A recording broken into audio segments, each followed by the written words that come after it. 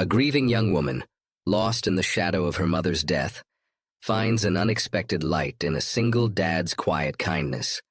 Through gentle moments, laughter, and shared healing, their lives intertwine, proving that even in the deepest sorrow, one act of compassion can spark hope again. The park was quiet that afternoon, the kind of quiet that amplifies loneliness. Emily sat alone on a weathered wooden bench, her fingers wrapped around a lukewarm cup of coffee she'd long stopped drinking. The soft hum of life around her, the laughter of children, the bark of a distant dog, the rustle of leaves dancing in the autumn wind, all seemed to belong to a world that no longer included her. It had been 6 months since her mother's passing, and yet the pain felt as raw as it did the day they lowered the casket into the ground. Grief had turned her days gray, her nights endless. Her father tried to help, suggesting therapy, taking her on long drives, even moving them to a quieter town, but nothing seemed to reach her. The light that once made Emily's eyes shine was buried deep, under layers of silence and sorrow. It was on one of those heavy afternoons that she met Mark. She didn't notice him at first, just the blur of movement and the echo of laughter that cut through her stillness. A bright red ball rolled to her feet, bumping gently against her shoe. She looked up, startled, and saw a small boy sprinting toward her with a grin so wide it almost felt unreal. "Sorry," the boy called, breathless as he reached for the ball. Before Emily could respond, a man followed, tall, slightly disheveled, with kind eyes that carried their own quiet exhaustion. "That's Jacob," he said with a soft chuckle. "He thinks everyone sitting alone wants to play catch." Emily managed a faint smile, the first in weeks. Mark noticed but didn't comment. Instead, he handed her a paper cup of coffee. "Here," he said. "You look like you could use a refill." She hesitated, her instinct to retreat whispering that this was too much, too sudden, too kind. But something in his tone was gentle, not intrusive. She accepted it with a small nod. "Thank you," she murmured, her voice almost foreign to her own ears. They spoke briefly about the weather, the park, and how kids always seem to have endless energy. It was a simple, fleeting moment, but for Emily it felt strange and grounding. Someone had noticed her, not her sadness, not her silence, but her. Mark didn't pry or ask the kind of questions people asked when they meant well, but didn't understand. He just existed beside her, comfortably quiet, sipping his coffee while his son chased after butterflies. When Emily left the park that day, she felt something stir, a faint warmth she hadn't allowed herself to feel in months. It wasn't happiness, not yet, but maybe something close to it. As she walked home, the world looked a shade less gray, and she caught herself thinking about the little boy's laughter echoing in the air. She didn't know it yet, but that ordinary encounter, a spilled coffee, a red ball, and a stranger's kindness, would become the first small crack in the wall grief had built around her heart. The days that followed seemed to unfold quietly, like ripples in a still pond after a single pebble had fallen in. Emily didn't expect to see Mark and his son again. In her mind, their meeting had been a random moment of kindness, something to file away under "people are still good," before she returned to her numb routine. Yet life, in its subtle way, seemed to have other plans. The next weekend, when the afternoon sun filtered through the trees in soft golden ribbons, Emily returned to the park, her favorite sketchbook tucked under her arm. It wasn't intentional. She told herself she just needed air. But when she saw that same red ball bounce across the grass, followed by the familiar sound of Jacob's giggle, something inside her eased. Jacob spotted her first. "Hey, you came back," he shouted, his small feet thudding across the grass. Before Emily could reply, he thrust the frisbee in her direction. "You can play with us." His excitement was disarming, pure in a way that broke through her hesitation. Behind him, Mark jogged up, that same gentle smile on his face. "Sorry about him," he said, slightly breathless. "He tends to adopt people." Emily laughed, really laughed, right, for the first time in months. The sound startled her, light and fragile, as if it belonged to someone she used to be. They played for a while, the three of them. The air filled with laughter, grass stains, and the warmth of something Emily hadn't felt in far too long: belonging. Mark didn't treat her like a fragile thing that needed fixing, and Jacob's childlike honesty left no room for pity. When she tripped trying to catch the frisbee, Jacob declared, "You're almost as bad as Dad." And they both burst into laughter. It was simple, innocent, the kind of joy that asked for nothing in return. Afterward, they sat under the shade of an old oak tree, sipping lemonade that Mark had packed in a cooler. He told her about his job, how he'd been raising Jacob alone since his wife passed away 3 years ago. There was no trace of self-pity in his words, only quiet strength. Emily listened, realizing for the first time that grief didn't always have to mean isolation. There was a way to keep living with loss, not erasing it, but learning to carry it differently. As the sun dipped lower, painting the sky in hues of orange and pink, Emily noticed how peaceful she felt. She hadn't talked this much, laughed this freely, or felt this light since before her mother's illness. Mark noticed it too, though he didn't say a word. He simply smiled when Jacob handed Emily a small flower and said, "You should come again tomorrow." She hesitated. That familiar wall of fear tried to rise, but it was softer now. "Maybe I will," she said quietly. That evening, as Emily walked home, she felt a gentle warmth spreading through her chest. The ache of grief was still there, but something new had begun to stir beside it. The faintest trace of hope. She couldn't explain it, but she knew this was more than coincidence. Some people cross your path not to stay forever, but to remind you that you're still alive. The weeks that followed felt different for Emily. Not transformed, but softened. Life, which had once felt like an endless blur of muted gray, now had faint strokes of color. It wasn't dramatic. Healing never is. It came quietly, like sunlight sneaking through a half-closed curtain. Every few days, Emily found herself back at the park. Sometimes she told herself she was there to draw or read, but she knew the truth.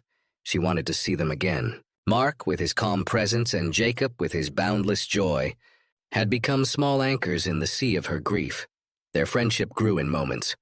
Not grand declarations, but gentle gestures that built invisible bridges between their hearts. Mark never pried into her pain, but he seemed to understand it. He started bringing her small things, a thermos of hot cocoa on chilly afternoons, a book he thought she might like, or a folded napkin with a doodle Jacob had made for her. "He says it's you flying," Mark once said with a soft laugh as Emily looked at the drawing, a stick figure with big wings. It was silly, imperfect, and somehow exactly what she needed. She pinned it on her wall that night. Emily began spending time not just with Mark, but with Jacob too. The little boy adored her, dragging her into his world of games and imagination. They built sandcastles, raced leaves in puddles, and chased butterflies with reckless delight. For Emily, who had forgotten how to play, it was like rediscovering a language she once spoke fluently. Her laughter, once hesitant and rare, came more easily now. Even her father noticed. One evening, as she returned home, cheeks flushed and eyes brighter than they'd been in months, he asked softly, "Good day?" Emily simply nodded, unable to find the words, but her smile said enough. Mark's kindness wasn't loud or obvious. It was steady. When he noticed Emily sketching in her notebook, he brought her a set of new pencils just because.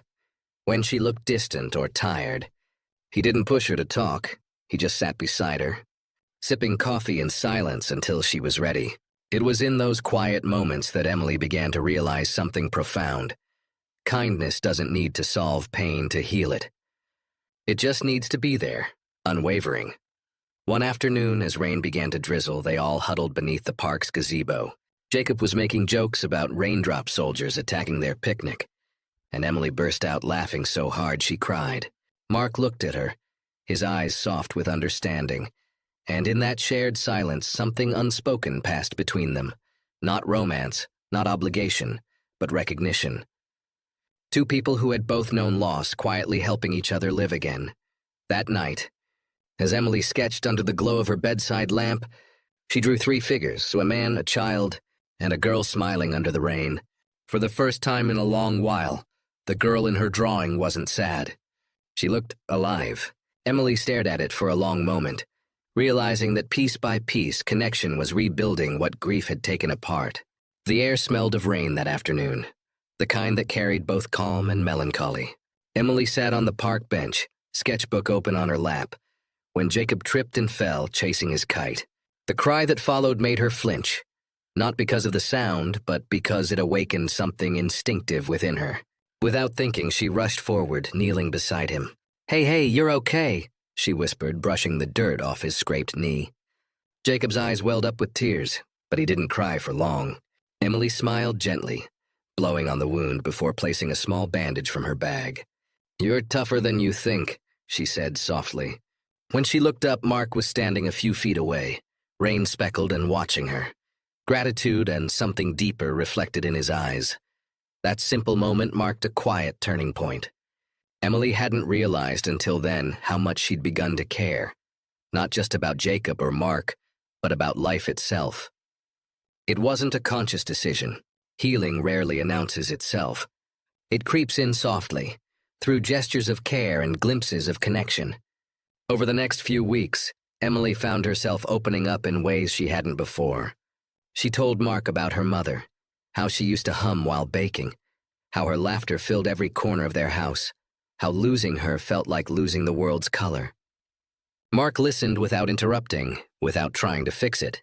He simply listened. That was enough. He shared, too, how his wife's passing had left a silence he didn't know how to fill. "Some days I still expect her to walk through the door," he admitted one evening as they watched the sunset. His honesty was raw, but it didn't carry despair. It carried acceptance. It was in that exchange of truth that Emily realized something profound. Grief never truly leaves, but it can learn to live alongside love. Her father noticed the change before she did. The walls that once defined her days, the closed bedroom door, the silence at dinner, the blank pages of her sketchbook, had begun to crumble. She was painting again, laughing again, talking again. One evening, as she helped him wash dishes, she accidentally spilled water and burst into laughter. The sound startled him. It was pure, unforced, and alive. Tears welled in his eyes, not from sadness but from relief. His little girl, lost to sorrow for so long, was finally coming back. The next day, when Emily met Mark and Jacob at the park, the three of them sat on the grass, eating sandwiches and trading stories. For the first time, Emily didn't feel like a visitor in life. She felt present. She caught herself smiling at the simplest things. Jacob's goofy jokes, the way the light hit the trees, the comfort of company that asked nothing from her but her presence. That night, Emily stood by her window, watching the stars flicker through the clearing clouds. Her grief was still there, but softer now, less suffocating. In its place was something new, gratitude. Gratitude for her father's patience, for Mark's steady kindness, and for the little boy who had unknowingly helped her find her heart again. Healing, she realized, wasn't about forgetting. It was about remembering, and still choosing to love the world anyway. The seasons began to shift, and so did Emily's heart. Spring had returned, painting the park in shades of green and gold, and for the first time in a long time, Emily felt like she belonged in the brightness. The world that once felt distant and muted was now alive with sound. Birds calling to each other, children laughing, the wind brushing through her hair like an old friend. It wasn't that her grief had vanished. The ache still lived quietly inside her, but it no longer defined her. It had become part of her, something she carried with peace instead of pain. On a warm Saturday morning, Emily found herself helping Mark and Jacob organize a small community picnic at the park. The idea had been Jacob's. "We should share our park with everyone," he'd said with innocent enthusiasm. And so together they'd planned it. Mark brought homemade sandwiches, Emily baked cookies from her mother's old recipe, and Jacob made a hand-painted sign that read, "Everyone's welcome." As families began to gather, laughter, chatter, and music filling the air, Emily stood under the wide oak tree and smiled. She hadn't realized until that moment how far she'd come from the girl who used to sit alone on that same bench, drowning in silence.